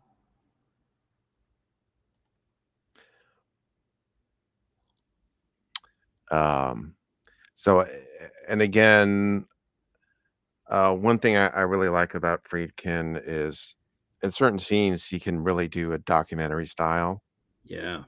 but he can do like he can have various styles within the movie and still make it fit. So Yeah. that scene is like very Hitchcock and very detailed in terms of the process of how they're figuring it out, Yeah. and setting up this contraption to blow up Which the is tree. totally realistic. Like what they did, like that could have totally been done with what they had to work with. So it wasn't like, nah, I don't see that happening. Like I believe that four guys could have built that. Yeah, it makes total sense. Yeah, you're not like what? Like I hate to say it, but if they were to make a movie like this nowadays, it would be like four dudes building something that you could have never made. You know, it would have looked way too good, and like it wouldn't have felt this way. They make like MacGyver a rocket launcher made out of coconuts to blow up Yeah, the tree. a coconut rocket launcher, a coconut launcher. Yeah, there was actually, I forgot to mention this, but there was a French Wages of Fear remake from last year that was on Netflix. I did not know that. And I watched the trailer from it, and it looks exactly what you would think. Like it's the modern, stupid, Oh shit. douchey version, like Oh, they're all douchey action heroes. oh, that's totally missing the point. I get it. Like, I guess that's what's cool about remakes or reboots is you can change certain aspects, but that I don't know. I feel like you shouldn't make a reboot to make it worse. You know, like, at very least, it should be a lateral move. You know, not a downgrade. Well, so you think they finally escaped. They're almost there. And so they had this human moment with Yeah, Kassem and Victor, yeah, where he's talking about his wife, yeah. It's it's tough. but he gets a flat tire, Oh, and that's it. They're toast just from yeah, the a split second. flat tire, and it blows the fuck up, like Yeah, everything in this movie. They go sky high. yeah, There's a wide shot for you, yeah. You can see it from a distance, miles away. and then I guess these commandos hear the explosion and show up. Yeah, some like militia. Our day keeps getting worse. Oh yeah, This is the last thing they needed, literally. It couldn't have been like a churro truck. Like, hey, you guys want some churros and you need some help? Yeah, we have whiskey also. Oh, Yeah, cool. whiskey and churros, Yeah, man. Mexicans in old movies always have whiskey. So, yeah, this is a good scene though. Even though I was really bummed to see those two guys go, because I was thinking to myself, like, are they going to go like, this is a 70s movie, and 70s movies were pretty brutal. Like, they weren't afraid. 70s movies would kill all the main characters if they wanted to. So I didn't know what was, but I did not want to see those two guys go. Those were like, I really, those were two of my favorite dudes. Yeah. So James surmises that maybe those guys shot out the tire. That's a good point, because it does happen right here and then. So that I didn't think about that. I'd have to replay it because this is like the scene from Blowout. If you watch Brian De Palma's Blowout, I haven't seen it. where he's trying to figure out was the tire, did the tire blow out by itself or was it shot? And then he's replaying the footage. So I'm going to be Blowout in real life. Look for the bullet hitting the tire. Yeah, yeah. That's a good point, though. I did not think about it being the militia that shot the tires, because that would make total sense. I just thought it was a flat tire. Also because like the irony that like they survived all this stuff and it's just a fucking flat tire that killed it. It's true. Killed them. It's true. That's showing how dangerous this mission was from the start. So the other aspect I wanted to talk about, so Nilo, he kills the commandos or whatever they are. Yeah, because he is at the end of the day a badass. And he also gets shot himself, though. Yeah. I do like that sort of their the setup with the 4 vignettes at the beginning. It sort of sets up their at least for 3 of them, it sort of sets up their ability. Yeah. Like so Roy Scheider's a driver, so he's like the best driver. Yeah. And then Nilo shoots people. Yeah, he knows how to fuck people up. So that's like his superpower, is he can shoot people. Yeah, and he kills this whole militia. Yeah, and then Kassem blows things up. Mm-hmm. And he blew up the tree. That's true. Yeah, they all really did have a purpose. If it weren't for Nilo, this whole thing wouldn't have worked, you know. But then I can't figure out what Victor's. He's a banker, but he brings the emotion, I think, to the movie, or like the redemption factor. That's his skill is redemption. His superpower is redemption. I'm gonna put that on my resume. Skills. Very, very skilled at redemption. Microsoft Word. I will fuck you guys over at one point, but don't worry. I will, at the end of the day, redeem myself. Microsoft Word, terrorism, and redemption. In that order too, because that's important. Yes.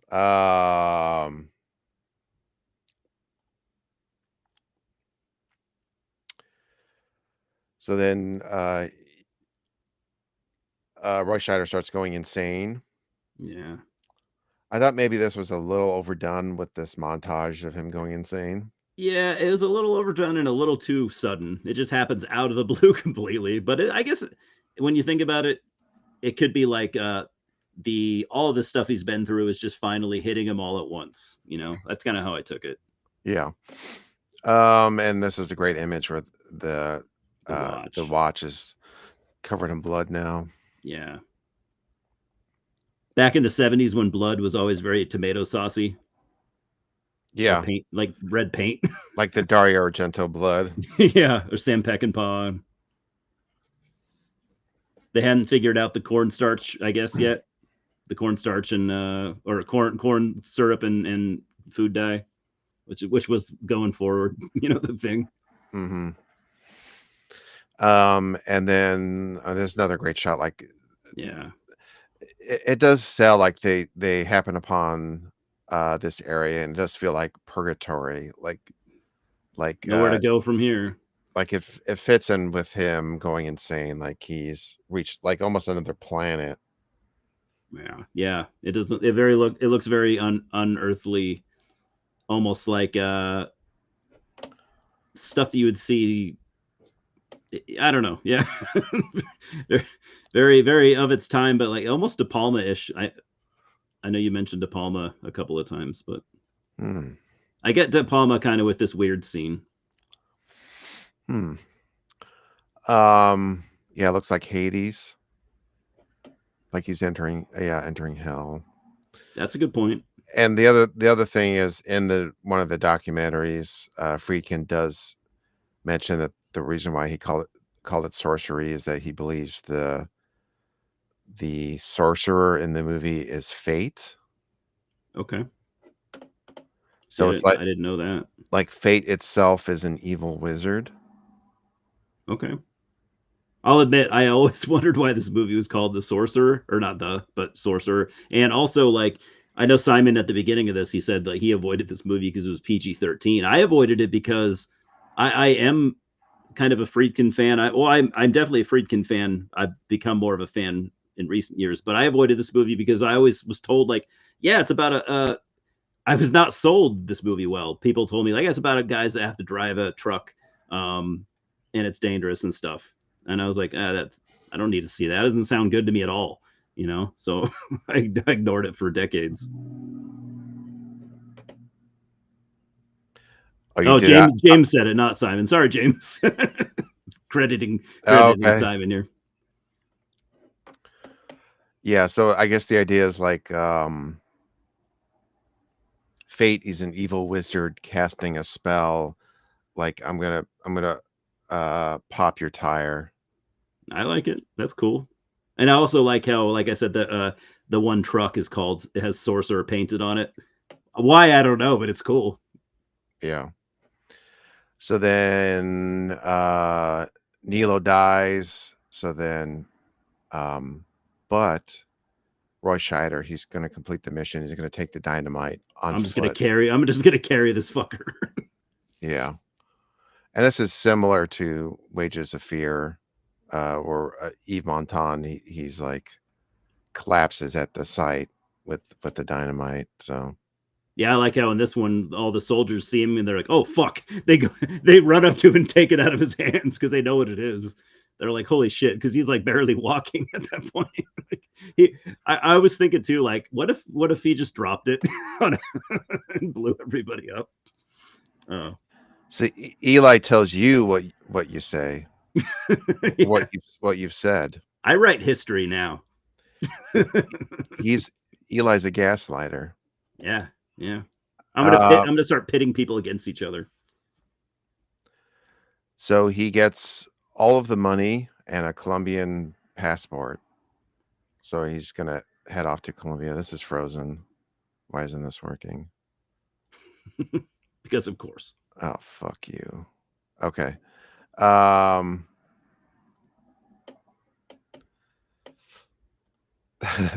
And so, but he wants, there was a barmaid that blessed them on their way. So he's like, well, I'm going to, I somehow closed the, all right, the chips. I don't know how I did that. Okay, never mind.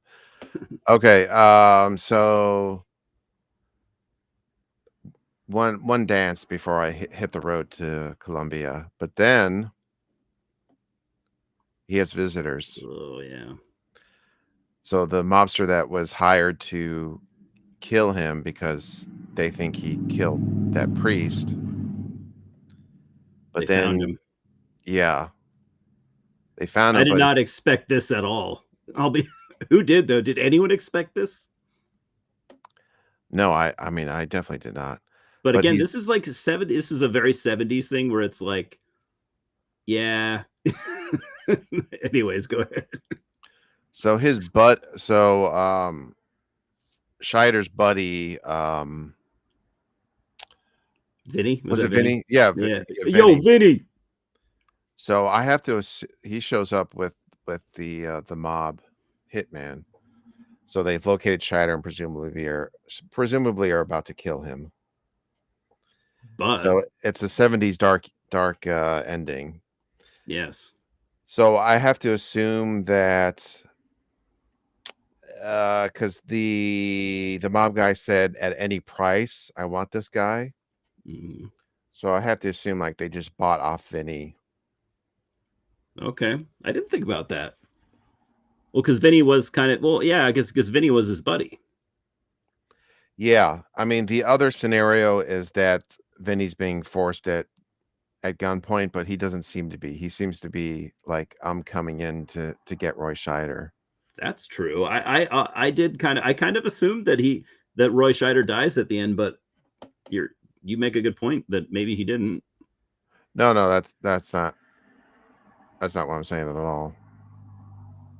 I think Roy Scheider is killed by these Oh, guys. okay. I thought you were saying Vinny maybe was going in to save him. I'm like, yeah, I didn't get No, that. no, no, no, no, no, Okay, no, no, sorry. no, no.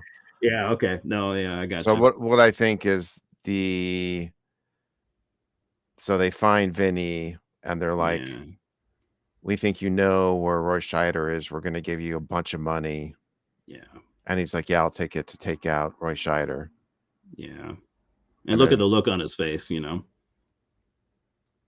and I maybe forgot to mention this, but so this guy was what's his name? He was a cop, and he's in French Connection. Um, Randy Jurgensen.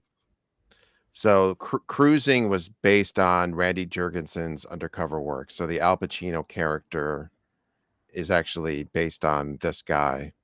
Oh, okay. So just a fun fact. And this was before Cruising. So That is cool. I didn't know.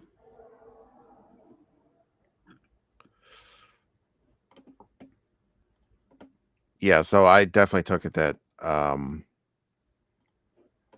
and also in the documentary, basically I think in the interview with Refn, um Freakin basically says that everyone dies at the end. Oh, okay. Makes sense. I mean, that's what I assumed. You can still make up what you want, but that's the Yeah. way I took it. Yeah, me I too. took it that Vinny was paid off. Yeah. Paid off and like maybe he wasn't thrilled to do it, but he was like, yeah, I'm gonna do it. You know, Yeah. business is business at the end of the day. Cause like if you anyone who's watched a number of, you know, mafia movies, like, you know, those guys would kill their friends if they were told to, or if they believed that they had to. And often it wasn't an option either. They'd be like, you're gonna go do this and you're not gonna have a choice. So he might have been forced to do it too. Yeah, the way he acts, um it's based on like the actual performance too. I think that's why I believe what I believe. Yeah, And not that they were forcing him like, we're gonna kill you if you that's don't true. show us where. Based on the performance, I didn't get that vibe. Yeah, that's true. Why should we threaten you when all we have to do is buy you? You know? Yeah. Um and also, Roy Scheider is not an upstanding character. Right. So it's not like, yeah, I'm gonna go murder this guy who has, you know, he's a father and a pillar of his community, and Yeah, but and James has a good point, but I assume that Vinny could figure it out. Like Vinny, because Vinny, got with the guy that his connection and be like, okay, where is Scheider? yeah, I need to find him, et yeah, cetera, et cetera. yeah, I could see that. So even he didn't know at the time, but then I'm We just presuming didn't see it. he figured it out. He's like, oh, I'm getting paid all this money to track down Roy Scheider. I'm gonna go talk to my guy in Baltimore and figure it out. Yeah, That's what it's set up so you can make up your own mind as to what happened, and that's sort of where I landed on it. yeah. But Yeah. I'm gonna go with if Freakin says it, I'm gonna say it. I'm gonna go with it too. Simon has a good point. If you know Vinny, it's probably pretty obvious. Exactly. You can't. I mean, at the end of the day, you can't really trust anyone named Vinny. He kills for money, and then he celebrates with a spicy meatball. Meatball sub. Get the meatball sub. Yes. Like a mama make. Yes. I murder. Well, mozzarella and some. I kill a Mick and I get the spicy meatball. It's a perfect day for Vinny. That's true. You could also probably easily justify it that it was an Irish guy, and they're not, they're not really human anyways. Yeah. It's ambiguous, yes. Bada yeah, bing, fantastic movie. Bada bing. The bada bing is the execution. The bada boom is that meatball sub. Oh yeah, the after party. Yeah. Again, with any mafia movies, those guys, yeah, they like to kill, but they also like to eat. That's true. Yes. All right. Let me look at my notes if I had any other thing that I forgot to mention. Yeah, I wrote some stuff down too. I'm terrible. Steve McQueen was originally considered for the lead, but he wanted and Friedkin tells the story on the 4K on one of the things. Steve McQueen, he would have been good. Steve McQueen wanted Ally McGraw involved in the movie, and then or if not that, then Shot in America. And Friedkin said, "Hell no." I feel like Friedkin's one of those guys where it's like you're not going to really haggle too much with him. Like if he has a plan already, don't fuck with it. Just go along with it. Yeah, but the Steve McQueen's requests were ridiculous. Because he said he wanted a major part for Ally McGraw in the movie. So like they bring along their girlfriend or something. One of them is like, yeah, hey, she's a stowaway in the truck. Yeah. Stupid. Yeah, no, it was interesting to see the comparison of characters, from the two movies. Like in Wages of Fear, Scheider's character's a French guy, and he's cool too. I really liked him also. I remember I read that Friedkin said that he liked that guy, but he wanted someone he wanted his version to be a little bit more scruffy, a little bit more, the French guy in Wages of Fear is kind of suave and kind of charming, and he wanted Scheider to be more rough and more of a manly man type guy. Yeah, but again, that's owing more to like it's a 50s movie. True, yeah, they're totally different eras. Wages of Fear was like insanely tough for an early 50s French movie. Yeah. But Yves Montand was the the glamorous star, the stud muffin. So I liked him. Yeah, I thought he was great personally. Really I'd never seen him in a movie. And he does great in that movie. He is basically a scumbag too, but yeah, different way though, right? Yeah, but he's like really charismatic. Yeah, more charming and funny too. More silly. Yeah, whereas Scheider is more human. I would guess. I would say more realistic, probably. Yeah, the guy from the streets. Friedkin Uncut is the documentary, and yeah, it's really excellent. And then the conversation with Winding Refn is pretty great because Winding Refn intentionally like pushes Friedkin's buttons and and Friedkin pushes back, of course. Yeah. And he's I'll totally watch that. What else did I have?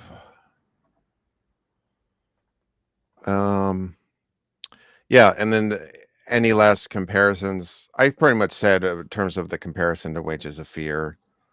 I think Wages of Fear, the thing that I really love about it is the actual suspense section when they leave on their mission. Let me get rid of. Oh, I just wanted to point out that William Friedkin has a font. Oh yeah, I think I do that, or I think someone told me that once. which I think is cool. John Carpenter has the font. Yeah, that's right. So yeah, so the same font as The Exorcist. Yeah, so I'm wondering, like, what other directors have a font?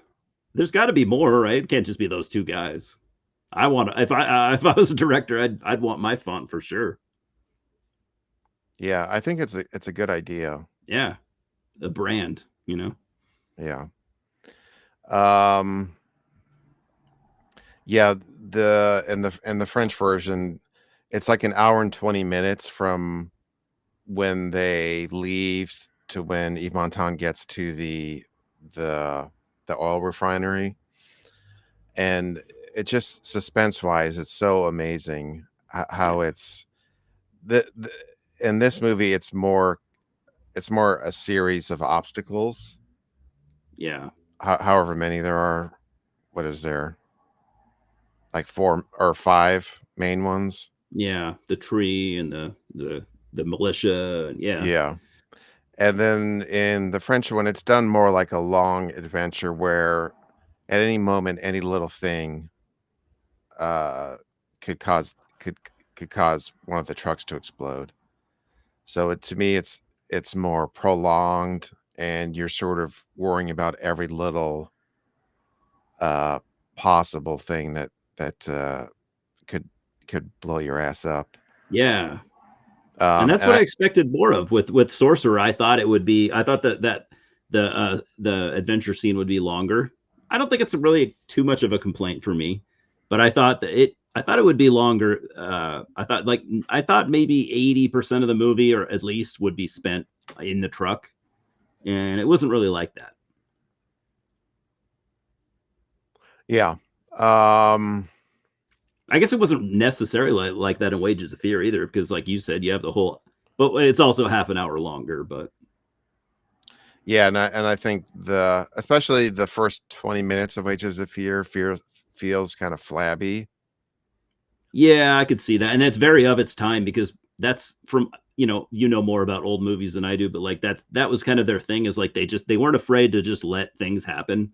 Like they didn't really tighten up. It was like the dialogue scenes were very nonchalant and realistic, I guess you could say. But a lot Mhm. of people will say boring. That's what a lot of younger people don't like older movies because they find them boring, too much dialogue and stuff like that. But I don't get that. I think the dialogue is pretty good with Wages of Fear. Yeah, and because they set up the characters that way Yeah, through the interactions. and it totally works. Yeah, you totally get to know them. They all through their personalities.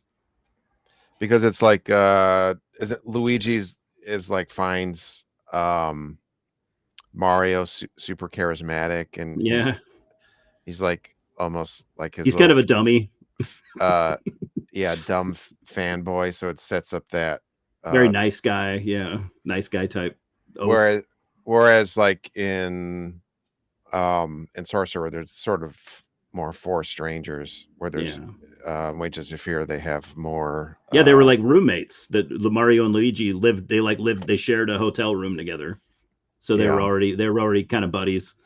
You know, more or less.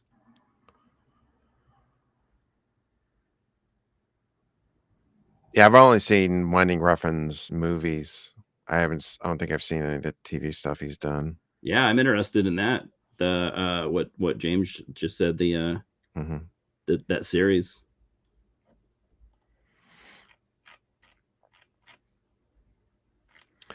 Alright, any, final thoughts, Eli? I don't think so. Let me double check. I do want to buy the Tangerine Dream soundtrack because I'm actually a big Tangerine Dream fan. They have a million releases.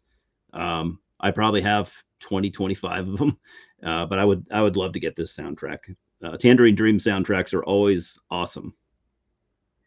Yeah, this score is awesome. Yeah, and it's so yeah. The score here, you listen to it, and even like the more simpler parts, you totally hear it's so so many people have stolen that that like Stranger Things soundtrack and stuff. All that type of stuff you could totally date right back to this kind of thing. And this is 77, so Yeah, It's like really ahead of its time. Yeah, yeah, because yeah, that's true. You could picture the soundtrack being on like some '80s slasher movies or something, or Yeah, it's cool. um, yeah, this feels like 1982. And then It does. the other thing is that the score was actually recorded before the movie. So So it could have been freaking a couple years before. no. I mean, I mean No, the before. score, yeah, the score could be even older than 77. No. I mean they recorded the score. Freaking hired Tangerine Dream to record the score for Sorcerer, and then they recorded the score, but it was independent of. They didn't usually when you record a score, you base it off of the edit, Oh, that's especially true. like you get a picture lock edit, Okay. and then you write the score. But they So had you like have something to work with to create it. yeah, so you can time it to Okay. everything. But Oh, I the way see. they did this is while Freakin' was filming Tangerine Dream recorded the score, and then in the edit, some of the editing was actually timed to the music Weird, okay. instead of the other way around, which is Oh, normally wow. how you would do it. Yeah, that would make sense to not do it that way, but okay. So there's a few I know Sergio Leone did that a few times with Ennio Morricone where he had Ennio record the score, and then they edited the movie to the score rather than the other way around. Is like Yeah, 98% of the time the score is done to the final edit, or yeah, at least a rough version of the edit. yeah. Maybe some directors were just like, "I wanna go the other way," or maybe it's less stress on the composer. Maybe be like, "Here, this is make it sound like this, and we'll work around it." I don't know. We'll figure it out. Well, I guess it's more freeing. Well, part of it might be just if Tangerine Dream at that point was not used to scoring a movie, That's true. they could just create music. Yeah. Um, And Friedkin could just kinda make it happen, yeah, yeah, possibly, or the editor. but yeah, it's just a different way to do it because you can say I'm gonna have this kick-ass piece of music, and then I'm gonna edit to the music because they'll do that with songs where they pick a song and then edit to the song. That's true. Yeah. So it's sort of similar approach, but to a piece of score. Yeah, I could see it from, the musician's point of view maybe, to where like, "Oh, cool, we don't have to worry about, these weird timing things." Yeah, And like you said, maybe they weren't super experienced and, that wasn't really gonna be a smooth process, and maybe they just came to the conclusion that the way they did it was the way to go. yeah. I don't know what they had done before this movie wise. I don't either. They did a shitload of soundtracks, and I fucking love them. The Keep, yeah, you could go forever, the bunch. Yeah, And some that you don't really even know too much about, like Near Dark.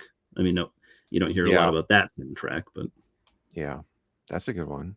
yeah, I think it's the Near Dark soundtrack's kind of underrated. I've seen people like, oh, this is low tier Tangerine Dream soundtrack. It's I don't know, whatever. It sounds cool to me. Yeah, I've just seen the movie, so I've just seen it. I think it works really well with the movie. Yeah, I haven't actually listened to the soundtrack. I love that movie though. Oh yeah, Yeah, fucking definitely. awesome, fucking awesome movie. How many how many Friedkin movies have you seen? I guess this could be the last thing I'll bring up, but Good question. Let me look it up. yeah, because I'll be honest, I am a fan of Friedkin, but like for decades, it was literally just The Exorcist. It was so long before I branched out. I've had to have seen most of them. I probably only seen maybe five. I'm thinking I'm gonna look too. So he's done a lot of TV stuff. Oh, no. So it depends, like, if you wanna include that. I don't know Oh, if I've seen any of there's his TV there's a stuff. 'cause he's Oh, directed, like, Tales from the Crypt. Tales from the Okay, Crypt and I've seen that. Twilight Zone. Although I didn't know he did a Twilight Zone segment. I've probably seen it. Nightcrawlers? Yeah, I've probably seen that.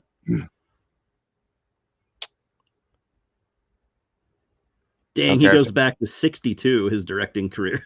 Shit. yeah. Damn. Yeah, so French Connection, Exorcist, Sorcerer. I might have seen Brink's Job. Oh, no, I don't think so. Cruising, obviously. Cruising. So I've never seen To Live and Die in LA. That's probably going to be my next. I've been meaning to see that for the last. I've been thinking about it lately.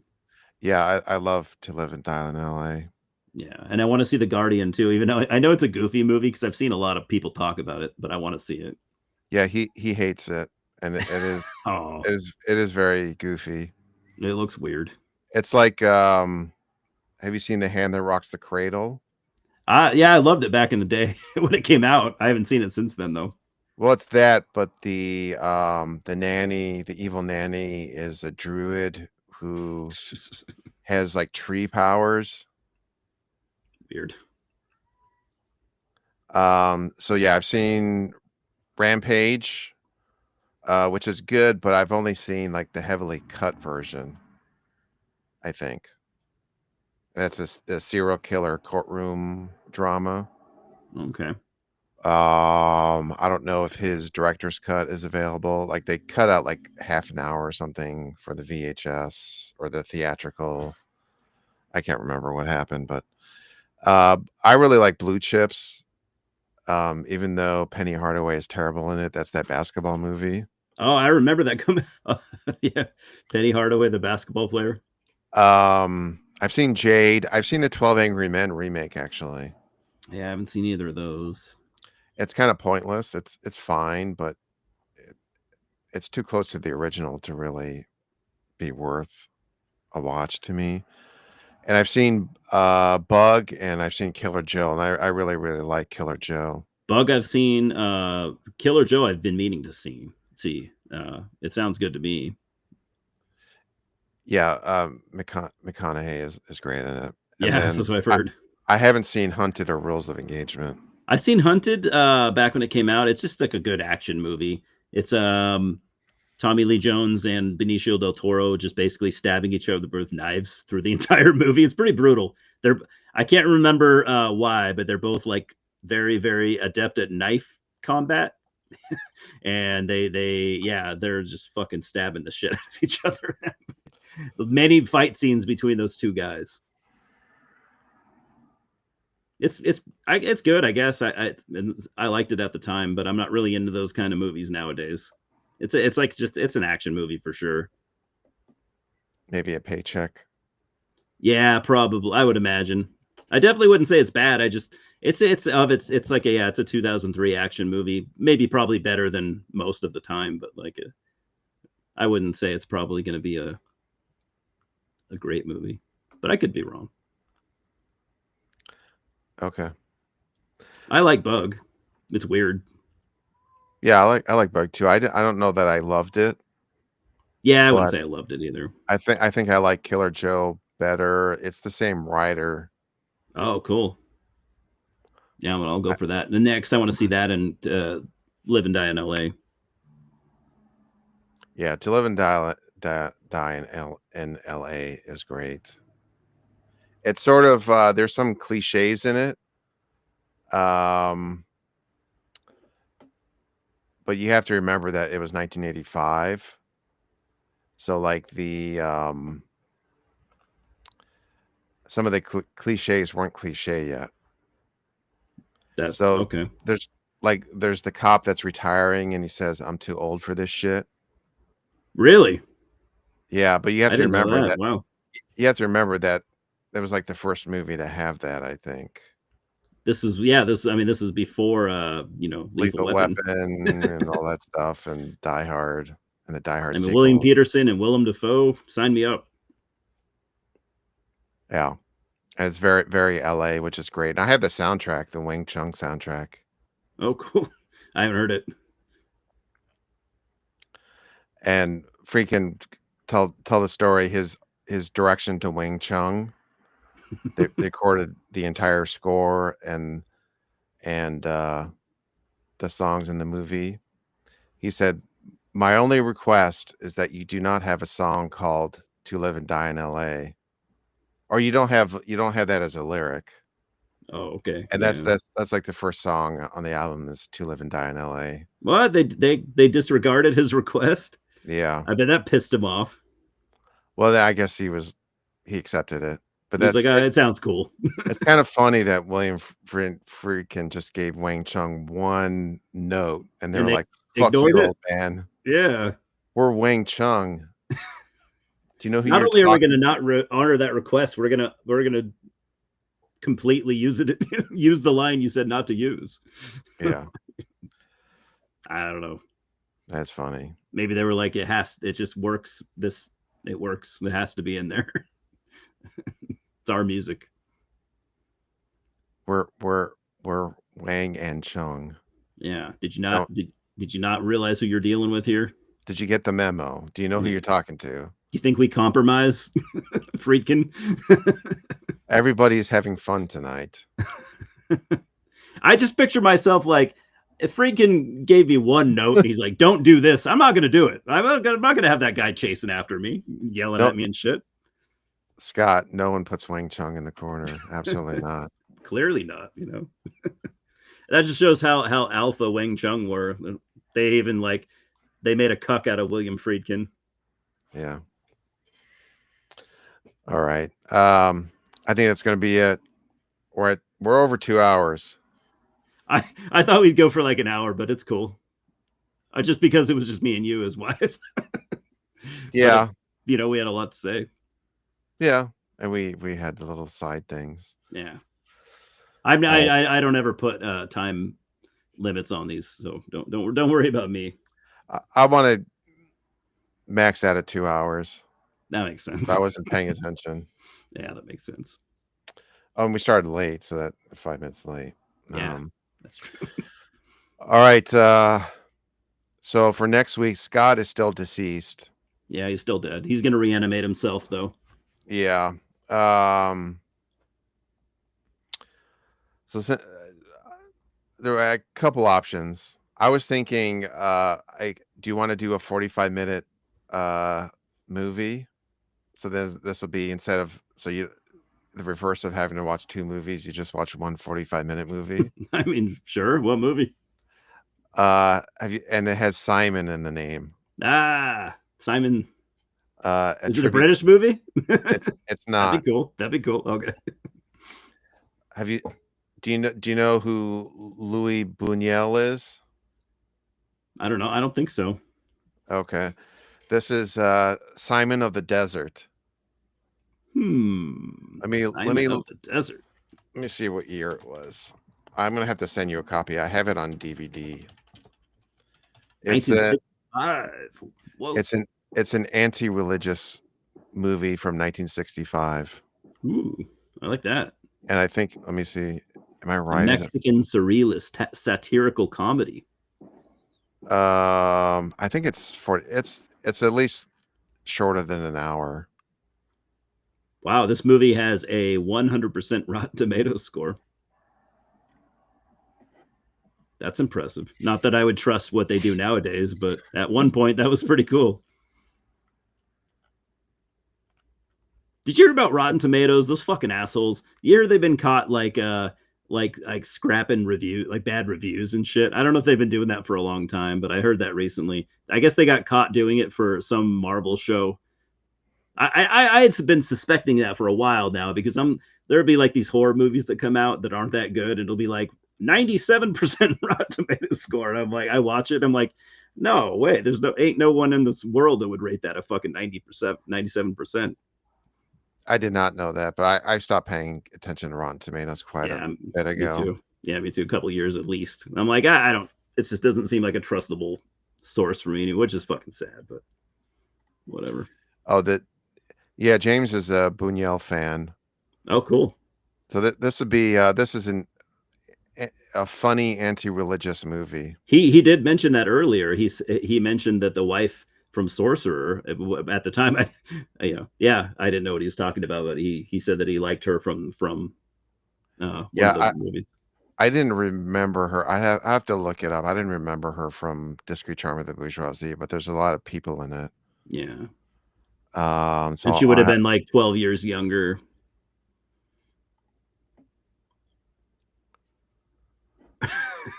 that's the yeah. It's only a 45-minute movie.